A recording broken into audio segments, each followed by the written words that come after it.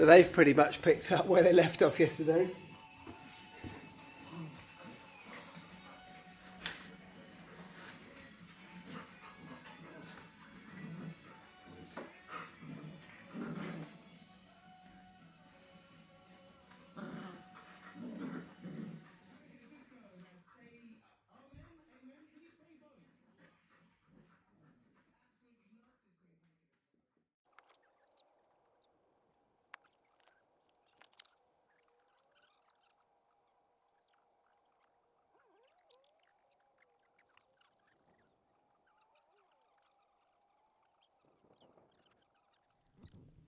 Thank you very much to everybody who took the time to write a lovely message or comment on the vlog, on yesterday's vlog, with the introduction of Pharrell to Wilson and to the family. He's been bloody brilliant, but I do appreciate everybody who took time to stop and write a comment or send me a message on social media. Really appreciated. Yeah, Pharrell's been awesome. He's already fitting in perfectly, and if you did see yesterday's vlog, the way that it ended was literally the way the day ended, with Wilson falling asleep on top of Pharrell, and it just melted my heart, because that's, you know, you kind of worry about these things. You wonder how they're going to, whether they'll get on with each other, whether Wilson might feel threatened, have his territory threatened. You know, you just don't know how these things are going to go. But actually, already, even just within hours of meeting, they were like best buddies. So I'm really pleased with that. So today we've got a house full, 4 kids at home, 2 dogs. Claire has gone away actually. She's gone to France for the weekend on a business trip, on a buying trip. Claire has an interiors business, and every now and again she has to go off to these giant kind of antiques fairs and interiors fairs to go and buy stock. She has a shop outlet as well, and that's what she's done this weekend. So I am home alone, looking after 4 kids and 2 dogs, one of which, of those dogs, not the kids, one of which is still pooing and weeing all over the house, and at least 50% of my day so far today has been spent clearing up shit. Anyway, this channel is largely focused, obviously, on motorsport and technology, so I need to try and find some kind of segue from cute puppies and family stuff, which is all what yesterday was about, to get back to the kind of core focus of motorsport.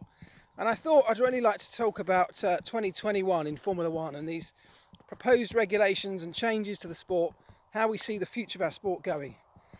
So I just need to find a segue from cute puppies and our current situation into the 2021 regs of Formula One.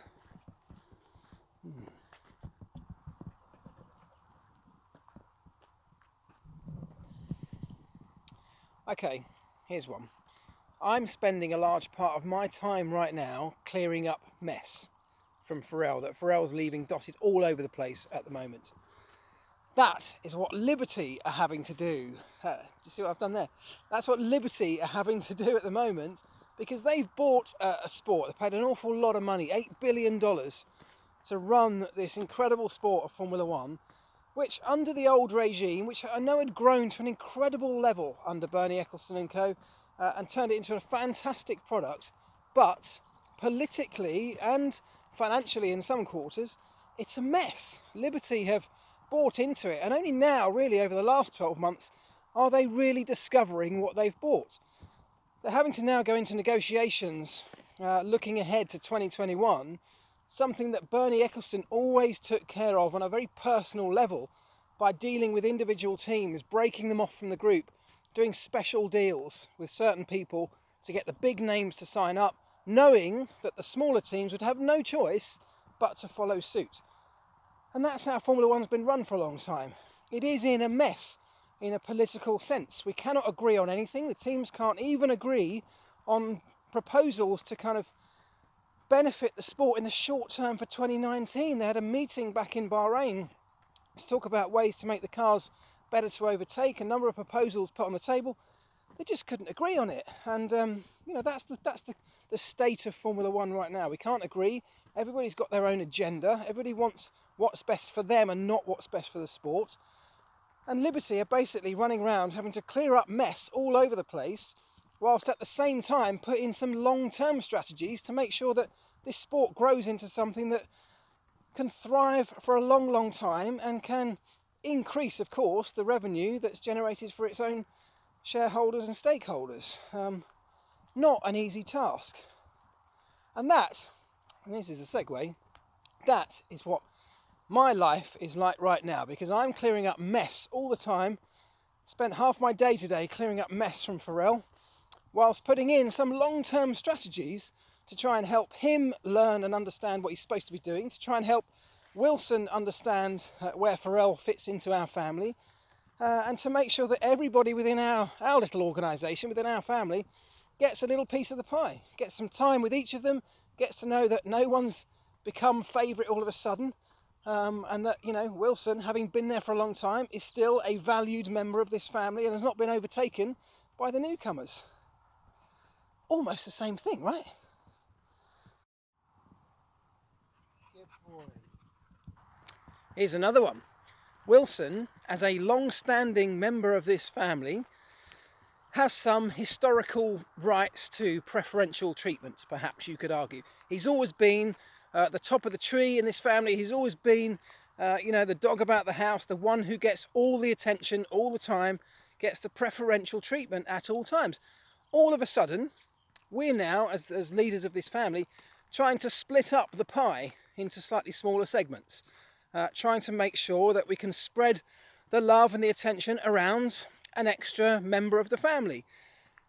That's kind of also what Liberty are trying to do. They're trying to take Ferrari's historical importance, not dilute it too much. They're trying to make sure Ferrari stay happy, but they also need to make sure that the other stakeholders in Formula One can also get a slice of the pie, get a little bit more attention.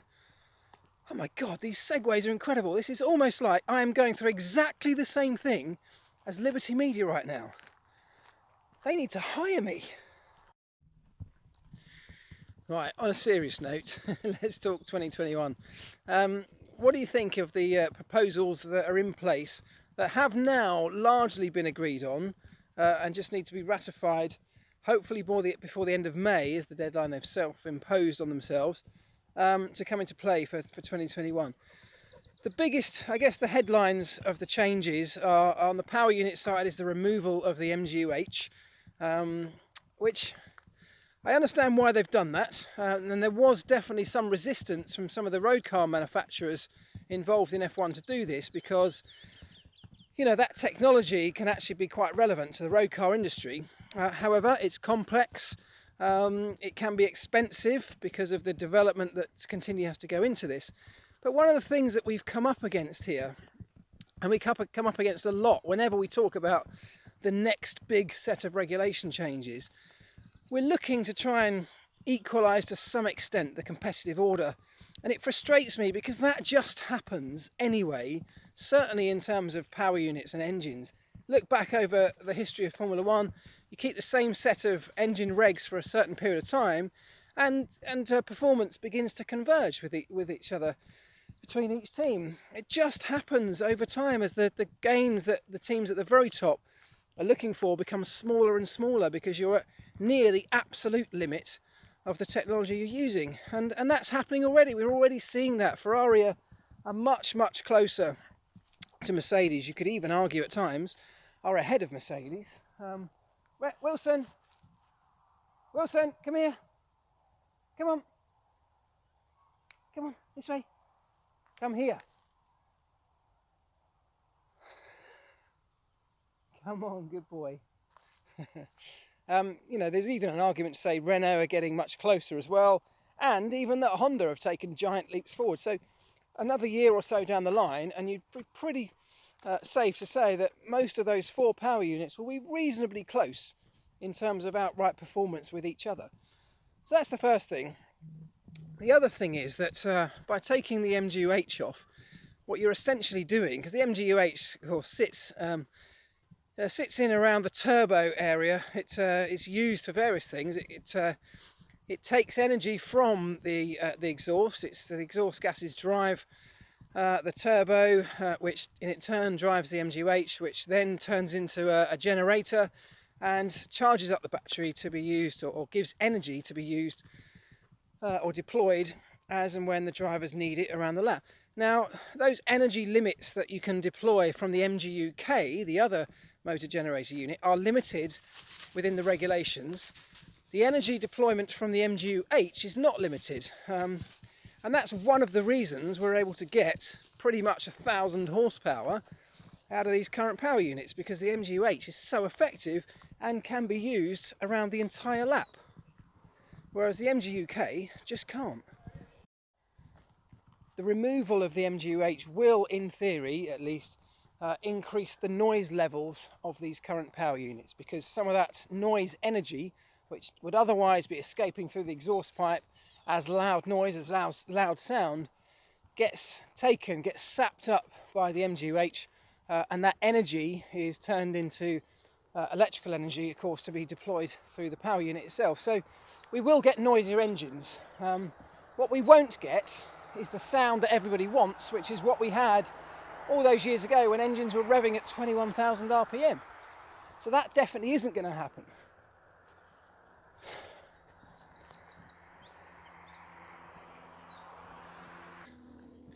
One of the other main and major functions of the MGU-H is to eliminate turbo lag. Turbo lag, if you don't know, is that small delay if you've ever driven a turbo-powered car, particularly an older one. When you hit the throttle and you're waiting, momentarily you're waiting for the turbo to spin up to deliver that boost that it gives. That momentary wait, the lapse in you hitting the throttle to getting the boost that you need from the turbo, is called turbo lag. The MGU-H, one of its functions, is to spin the turbo up at incredible speeds. The split second that you hit the throttle pedal, to enable, to make sure there is no lag. That's what gives us fantastic performance and boost out of slow corners. Once that goes, the only way we might be able to get over that, or one of the ways we might be able to get over that, is by deploying the MGU-K to do that same job. And that means you're taking that performance away from the rest of the lap. Ultimately, by taking away any parts of these power units, because there's nothing on these Formula One power units that doesn't need to be there. They're all there for an absolute specific reason. They all, or play an absolutely crucial role in the overall performance and the overall usage of a modern power unit. If you take one bit away, you need to then start modifying other bits to compensate. And what we'll inevitably find, and let's not forget, part of the reason for doing these things, making these changes for 2021, is to try and make the sport a cheaper place to be, to try and reduce the cost of F1 power units. Well, what's going to happen here is that we're going to have to completely redesign the power unit as it currently is. And I know that we're keeping the same V6 turbo, 1.6 litre. I know all of those things. Doesn't mean you're going to be able to use what you got now for 2021. You definitely won't. The teams are looking for the absolute maximum performance. And if you're trying to invite new engine manufacturers, people like a Cosworth or an Ilmor, to come into the sport, they will be starting an engine from scratch over the next couple of years, ready for 2021. You can't ask a current F1 manufacturer to not go ahead and do that and to just modify what they have because it's cheaper. So they're going to have to build something, design and build something absolutely from scratch as well, from ground up. Complete redesign of what we have now. That's not cheap. That's not cheap at all, because the current manufacturers are going to have to do that whilst also continuing to develop what they're using in the seasons between now and 2021. So actually the cost is only going to go up for those people. One of the other proposed changes is the increase of the fuel capacity from 105 kilos to 110 kilos of fuel for each driver to do a race on. Now, I've got a slightly different view, I think, to most people on this, and I mentioned it on the F1 report, so you'll know if you saw that. I talked about it briefly. The reason for changing that regulation, and this was how the FIA worded it in their statement, it was that we were increasing the fuel capacity to 110 kilos to allow drivers to be able to drive at the maximum, to push to the maximum every lap of the race, or something like words to that effect. Well, my view on this, and I definitely want to see drivers pushing to the limit, don't get me wrong, I want to see the best drivers in the best cars on the ragged edge of adhesion and of everything, of their ability and the capability of the cars. I want to see that. That's what we all want to see. However, with the current crop of cars and modern Formula One, if you do that, if you allow every team to push all the time, all the way through a race, and all the performance of the cars is reasonably similar, you're going to end up with a train of 20 cars that find it incredibly difficult to overtake each other. I'm not a fan of drivers having to lift and coast. And when I hear it on the radio, when I hear the team telling a driver to lift and coast or to save fuel, you know, it frustrates me to some extent, and I know it must frustrate a lot of you as well. However, to play devil's advocate here, what that does do when that situation occurs across a Grand Prix, and we know it's going to occur at some races because some tracks are particularly hard on fuel efficiency and mean that lift and coast or fuel saving is inevitable unless we get something like a prolonged safety car. But what that does when that happens is it puts different teams and different drivers at different performance levels at different times in the race. And what I mean is at some stage in the race you'll have cars going very quickly, whereas others will have to be backed off conserving fuel for later stages. And when you have that kind of situation, it creates opportunities to spice up the Grand Prix. It creates opportunities for overtaking. We see it in Formula E all the time, and nobody can deny that the racing in Formula E is anything short of spectacular. It's close, it's unpredictable, and a big part of that is because people are having to save energy at different sections of the race. It's just inevitable. That's how the thing works, and it creates performance differentials at different times in a Grand Prix. If you're having a look at last weekend's race, the Chinese Grand Prix, the one thing that brought that race alive and essentially saved it from being probably not the most exciting race in the world was putting two very fast cars who were a little bit further back in the field on incredibly quick tyres. So giving those two cars a massive performance differential over the ones in front. And because of that, we had them tearing through the field, giving us fantastic and exciting racing, and they had the ability and the opportunity on a circuit that had that opportunity to overtake and make their way through the field. Now I know that was an extreme version because brand new soft tyres were considerably better performance level than the old mediums that the guys in the front were running. And I know that fuel saving doesn't give you quite that extreme level of performance differential, but something like fuel saving, something like energy saving, whatever means you choose to do it, by putting different cars at different pace, speed differentials at different times in the Grand Prix, undoubtedly spices up the racing. So, my point on this is, if we're going to start increasing the fuel capacity and allow teams and drivers to push hard right throughout the race, it needs to be part of a bigger, holistic approach to how we change the future of our sport. Because at the moment, we haven't got a situation where cars with a very small performance differential can get past the car in front, because aerodynamics mean that they struggle to get by and overtake. So the whole thing needs to be looked at together. And instead of, what frustrates me, I guess, slightly, and I would love to know your thoughts on this because I know this will be controversial, should we be announcing that, that increase in fuel capacity as the holy grail, as the saviour of allowing drivers to push every single lap, which is how the press release worded it? Or should we be holding these things back until we've got a complete solution, including an aerodynamic solution, which they haven't yet finalised, and put the whole thing together and the whole package that's going to give us great racing and exciting overtaking and all the other things that we want from F1. That's my thoughts on it. That's my point. I want to know what you think, and I know not everyone's going to agree on this, and that's absolutely fine. You're all more than welcome to your opinions, but that's my thoughts. I can foresee a situation here where we've got drivers pushing flat out, yet no one can get past each other. Wilson, wait. Right, I'm going back to cleaning up shit.